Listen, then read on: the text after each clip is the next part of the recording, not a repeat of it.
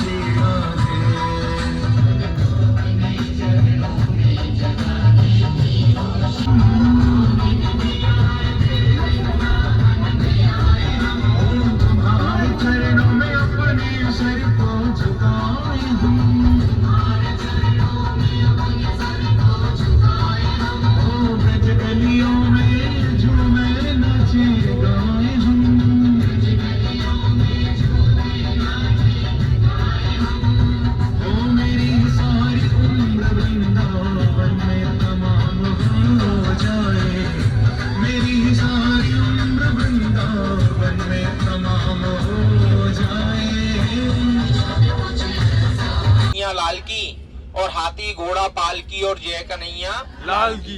तो यहाँ भीड़ बहुत रहती है जन्माष्टमी के समय पे। अभी हम लोग आप लोग चल रहे हैं रमण रेती, क्योंकि रमण रेती 12 बजे बंद हो जाता है।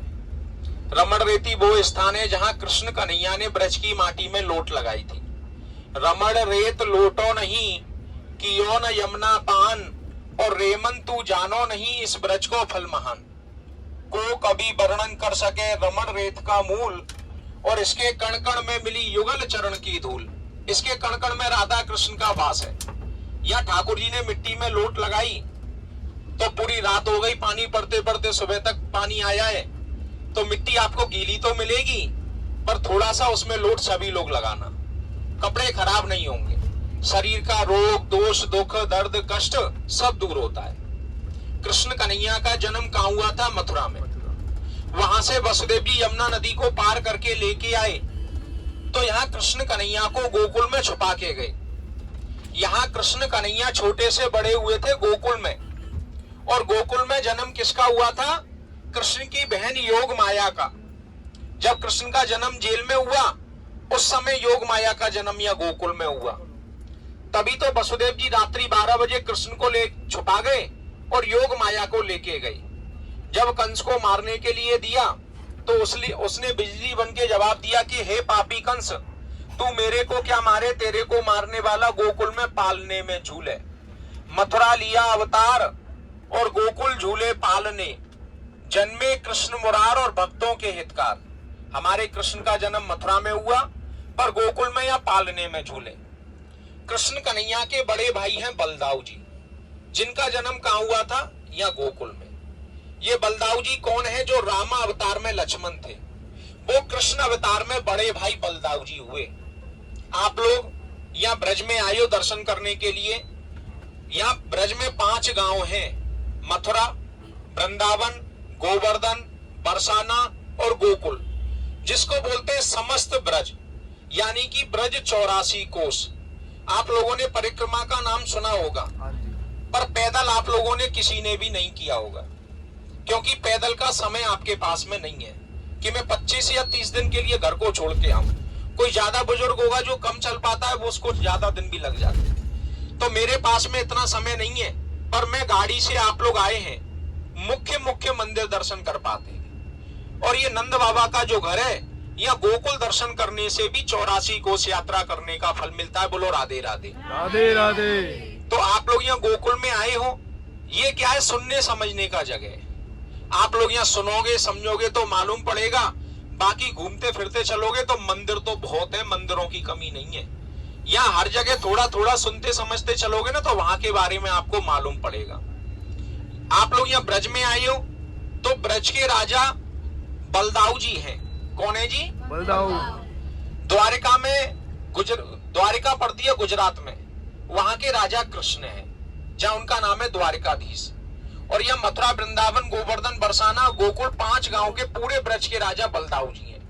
आप लोग आते हैं भक्त, न जाने कितने भक्त अपनी मनोकामना मांगते हैं, कोई कुछ मांगे कोई कुछ मांगे, ठाकुर जी के सामने झोली सभी फैलावे, पर कब किसकी में डाले और कितना डाले कोई मालूम नहीं।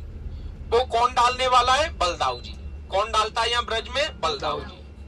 अभी हम लोग आप लोग यहाँ रमण रेती में चलेंगे तो क्या है, जूते चप्पल गाड़ी में छोड़ देना, भीड़ बहुत रहती है। अगर ऐसा ये जो आपका सिंबल है जैसे ये कैप लगाने वाला है, अगर हो सबके पास में तो लगा लेना, उससे क्या सुविधा रहेगी, मेरे को दूर से भी दिखेगा कोई तो मैं बुला लूंगा उसको, है ना।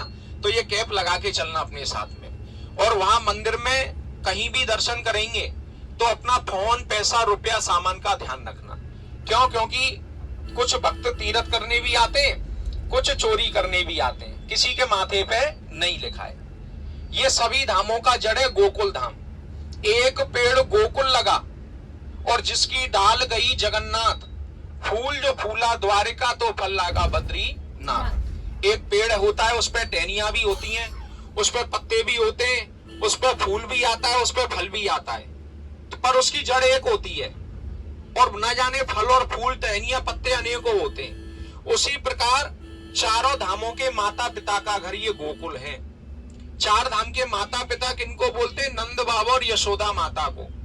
और 4 धाम के बड़े भाई किनको बोलते हैं? कृष्ण के बड़े भाई बलदाऊ जी को।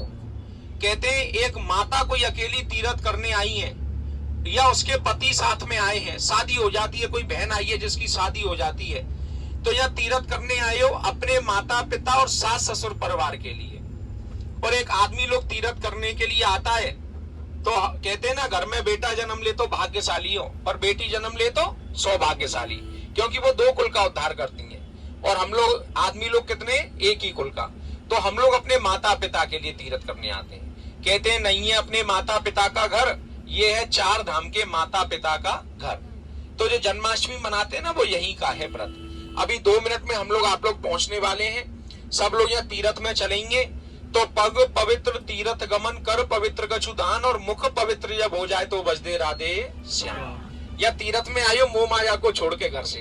तो यहाँ क्या है, ठाकुर जी का जितना भजन गाओगे, जितना नाम लोगे, आपको फायदा है। जो जितना जवान को हिलाएगा उसको उतना ही फायदा है। उसी प्रकार पग पवित्र होगा नंगे पांव चलने से, मुख पवित्र होगा ठाकुर जी का नाम लेने से, और हाथ पवित्र होगा धर्म करने से। बोलो बाल कृष्ण भगवान की जय, बोलो राधा रानी की जय। तो सभी लोग चलना साथ में। रमण रेती 2 मिनट में पहुंचने वाले। जूता चप्पल सभी गाड़ी में उतार देना। सब लोग जब उतर के आ जाएंगे तो सब लोग साथ में चलेंगे। बोलो बाल कृष्ण भगवान की जय। एक बार और प्रेम से ताली बजा बोलो। तो अभी हम पहुंच चुके हैं रमण रेती। अब मैं आपको दिखाऊंगा जहाँ पे फर्स्ट टाइम कृष्ण जी ने रेत में, पता नहीं लोट पोट हुए थे, कुछ ऐसा बोलते हैं। तो मतलब जो भी है अभी मैं बताऊंगा आपको। ये चेक करो आप, ऐसी कुछ लोकेशन है ये।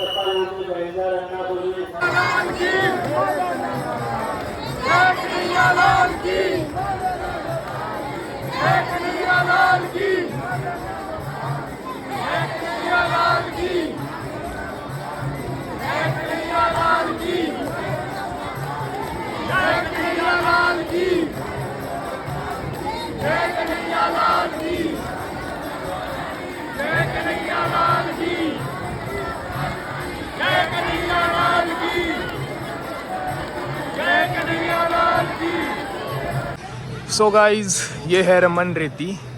यहाँ पे कृष्ण जी ने लोट मतलब यहाँ पे खेलते थे वो। अगर हम लोग नॉर्मल मतलब ये बोलते हैं कि लोटना होता है खेलना, तो यहाँ पे वो खेलते थे इस जगह पे। पूरी 6 साल की ऐसा कुछ यहाँ पे खेलते थे वो। ये देखो, ये कुछ ऐसा है रमन रेती।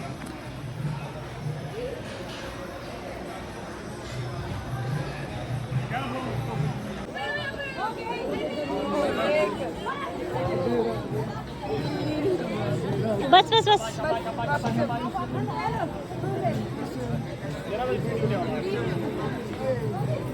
माता पिता तीरथ करने गया तो तीरथ का फल उनको भी मिले, तो उनके लिए हम लोग आप लोग आज से पहली यात्रा शुरू कर रहे हो। हम ब्रज की पहला दिन है आपको, तो हम लोग क्या बोलेंगे तीरथ में? पहले सभी लोग मुख से बोलो, हे कृष्ण, हे कृष्ण, हे राधा रानी, हे राधा रानी।